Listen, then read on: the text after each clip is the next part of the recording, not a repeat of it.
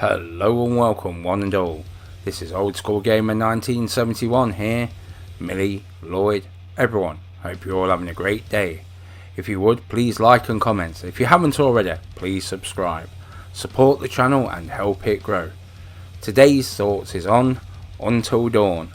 I've been playing this game for around 3 hours, and this is what I think.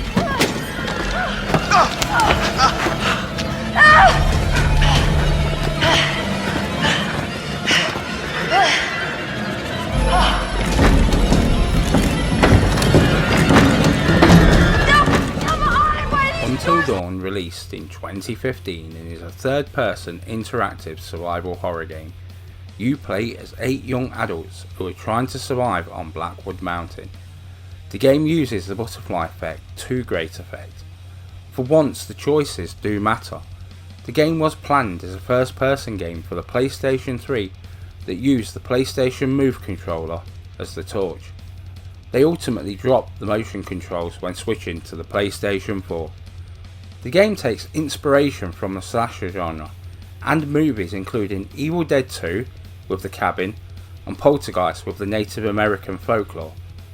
The gameplay is similar to the likes of Heavy Rain and Telltale Games and used the Decima engine to great effect, and looking at it now, it looks as good today as it ever did, some 4 years old now.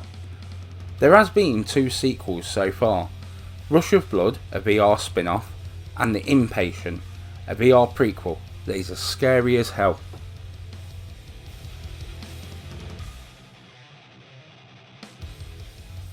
Supermassive Games is a British developer based in Guildford, England. Until recently they had only really made games for the PlayStation brand, with the odd PC game thrown in. However, they signed an 8-game deal with Bandai Namco to create an anthology series called The Dark Pictures. The first in the series being The Man of Medan, and released for Windows, Xbox One and PlayStation 4. They plan to release a new entry every 6 months. I think that could be a tall order, but let's just wait and see. Other games they've worked on include Doctor Who The Eternity Clock for PlayStation 3, Tumble VR, Hidden Agenda for the PlayStation 4, and not forgetting the upcoming Little Hope, the second entry into the Dark Pictures anthology, slated for release sometime in 2020.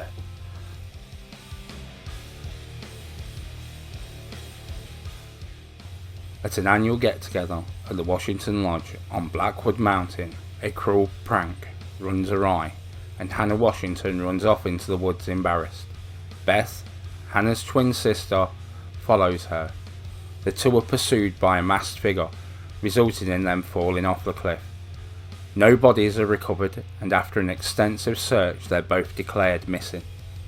A year passes. Hannah and Beth's brother Josh invites the guests back again from the previous party. Sam, Chris, Ashley, Emily, Matt, Mike and Jessica. All 7 accept the invitation, and whilst there are some tensions because of relationships broken down and relationships anew, they are there with the best of intentions to help and support Josh. And so a night of terror begins that will test their will to survive. Well, your reflexes anyway. So is this Until Dawn a night of terror on a snowy mountain? Or is this Dumb Day a night of discomfort on Sludge Ridge?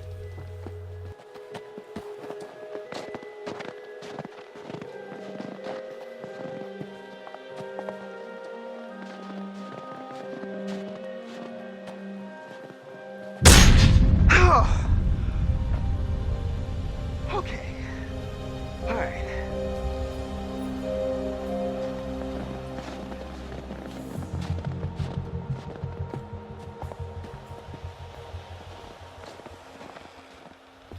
The first thing that struck me at the time, and to this very day for that matter, is the character models.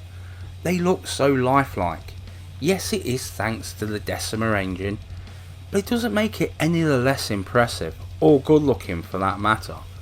I know we should expect it by now, but I think the game holds up well today. The mountain looks beautiful, and at the same time it looks sinister. The lighting and shadow is used to great effect, and as the mountain gives up its secrets, it does seem to get a more sinister feel to it, and that is in no small part thanks to the graphics. In fact, it took until Red Dead Redemption 2 to finally get a mountain that maybe looked better than this, and that is a maybe. And I know the snow doesn't move, but this looks fantastic still. Like any slasher movie, it's those death scenes that make it memorable. The opening to Halloween, the shower scene in Psycho, or the chestburst scene in Alien are all iconic scenes. Here they've gone with a gruesome palette on the death front. To put this into perspective, there's several ways for most of the characters to die. Some not so bad, and others a bloodbath. I am glad they didn't scrimp here, and it is worth a look to see them all. Sexy kisser on this thing. Dare to put your hand in it. Hey, I wouldn't. Just slide it up in there. Ah! Emily! Emily! Gotcha, big dip. Jesus, you're ridiculous. Oh, come on. What was that? I'm not sure. Probably just an animal. The music to a slasher movie is as important as the gore. Hearing the Halloween theme or the Nightmare on Elm Street theme, you know what is going to happen. Here, however, there is little warning of what will happen, and music is used more to set the mood rather than anything else. This helps big time with the jump scares because you don't see them coming, and most importantly, atmosphere. The ambient sound is great here and does a rather good job of pulling you into the world. It also leads to a false sense of security, leading to that inevitable jump scare. Probably with more effort than is put into movies in the genre, this is top notch, and I was impressed with the use of sound here. It is obvious that someone loved the genre and set about setting a standard for the games. The voiceover is again something you do not see every day.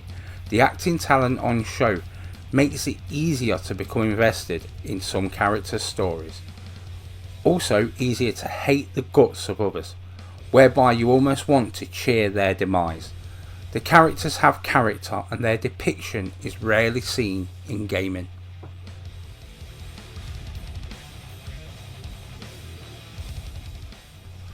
So the movement isn't perfect, but nor should it be. I feel it adds to the experience. With perfect movement, if you are on the rather dexterous side, the game will become a doddle. The slight rough edges I find puts you on edge slightly. It's pretty good 9 times out of 10, but knowing that odd time it will mess you up. The controls are easy enough to pick up. I have discussed in the past about this topic, but this is a fine example of how, if the quick time events are done right, can make a good game great. A cutscene feels uninvolving, and in a game like this would make the game cutscene heavy. Here they add an element to the game. Some of the quick time events are life or death for your characters, meaning you have to get them right or face the consequences of your failure. This is all good here. Many games claim that choices really do matter. Here they do. Some of them decide the fate of your characters. Some of them are not obvious at all. Some affect things later in the story. Some, however, are almost instant karma. Simply put, do not shoot the squirrel. Be respectful of the wildlife.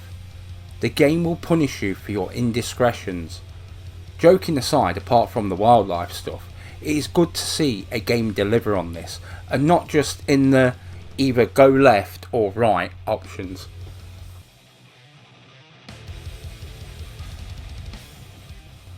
I applaud the guy who wrote the script and storyboard, Larry Fessenden. It is kind of obvious he loves the genre and keeps it well within the rules. Also, he doesn't go giving it all away in the first act, keeping you invested in the story. So you get so far into the story, so you have to see it through to the end. The pacing is good, even the death scenes are spaced apart well, so it never gets too boring. And with some action set pieces to keep you entertained, There never seems a dull moment once everyone gets to the top of the mountain. The characterization really sets this apart from many of the other games in the genre. Some you have sympathy for a while, others you just hope that they die in horrible ways. Again, this is thanks to fantastic writing and acting. The best bit is that by your decisions you can affect some of this. Plus, the one that pissed me off the most, you actually get an option to shoot her in the face, so everyone's a winner. As the great Einstein once written the equation that G, graphics, plus S, sound, equals BY, Bob yourself, also known as the theory of jump scare central. This is all fantastic here. The graphics work hand in hand with the sound to bring those scares at just the right time. Once we get to the point of the Wendigos, you are on edge pretty much from there until the credits roll. This is something that I look forward to in the Man of Medan, and again they delivered. Now, if only Little Hope does, then we know it's sheer talent and not just blind luck.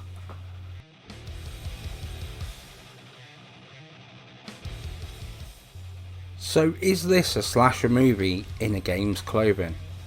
Nope, not really. This is more involving than a movie. I would even say that the script may be a little too good for the average slasher movie. I may even go as far as to say that this may take the slasher genre to the next level, inasmuch as it is more involving and pulls you into the world how a movie cannot really achieve. It was so much fun killing all the characters who pissed me off. They are meant to do so, so mission achieved. Like with any media, a character is supposed to get an emotion out of you at some level. Here we have extremes in every which direction. Some you don't want to see hurt, some you become invested in their fight for survival, and others just hand me the spade and I will kill the shitheads myself. I had to do the game 4 times, so imagine my anger, glee, that there was a trophy for everyone to survive and everyone to die. So heaven and hell. PS, yes, I do have the game's platinum. So, should you get Until Dawn or Dark Pictures Man of Medan? Personally, I would say get them both and then pre-order Little Hope as soon as possible. These are games with horror tropes across many subgenres of horror. Going in, I knew it was going to be good. I just didn't know it was going to be this good. Man of Medan is more of the same. If I had to choose all 3, if only one, then this game. The characters are more polarizing and there are more characters here. So Until Dawn, A Night of Terror on a snowy mountain, this most definitely is. PS, this is a hard game to judge as the narrative is strong, but there is also a lot of action here too. Either way, you will have a lot of fun.